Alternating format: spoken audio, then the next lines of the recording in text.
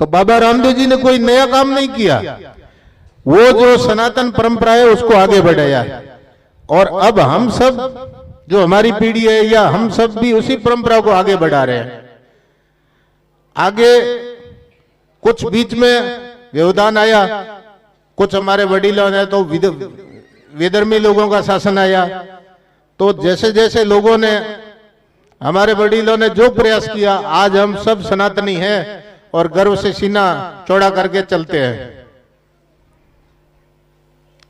कुछ इतिहास शासन होता है, जैसा शासन होता है उसी हिसाब से, उसके अनुकूलता के हिसाब से इतिहास भी बदल दिया जाता है। तो हमारे भी विद्यालयों में और विभिन्न प्रकार के साहित्य, उसके अंदर भी कुछ 19-20 करके हमारे को इतिहास पढ़ाया जाता है।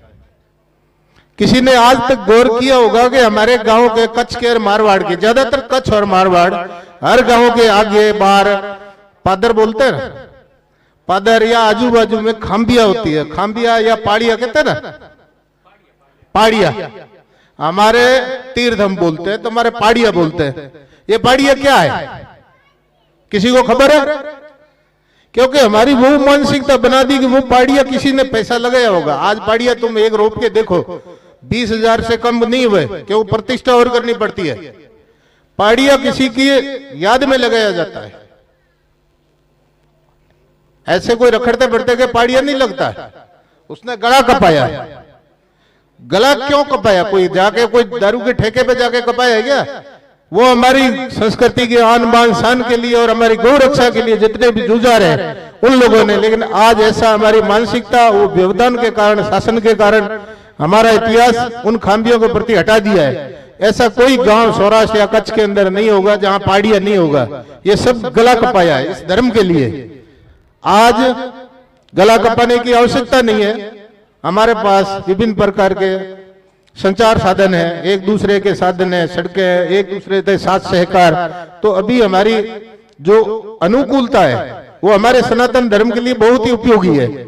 अगर उसके हिसाब से भी अगर हमने आने वाली पीढ़ी के अंदर ये भाव नहीं जगाया, गर्व का महसूस नहीं करेगा, तो वो विदेशी संस्कृति के प्रति आकर्षण होगा।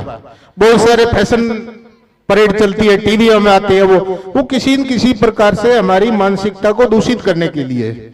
और कोई संत अगर कोई खड़ा हो जाता है उसके विपरीत, तो पूरा का पूरा एक विदेशी एजेंडा चलता है, उसको बदनाम करेंगे। मैं ये नहीं कहता कि सभी स्वच्छ और साफ छवि के हैं, लेकिन ऐसा माहौल खड़ा किया जाता है कि ये साधु बाबा, ये सब पाखंडी, ये सब स्वार्थी, दुकान चलाना, ऐसा एक एजेंडा चलाया जाता है। तो उसमें उनकी छवि खराब करनी है। जब लीडर की छवि खराब होती है तो अनुयायी स्वतः पीछे से हटना शुरू हो जाएंगे।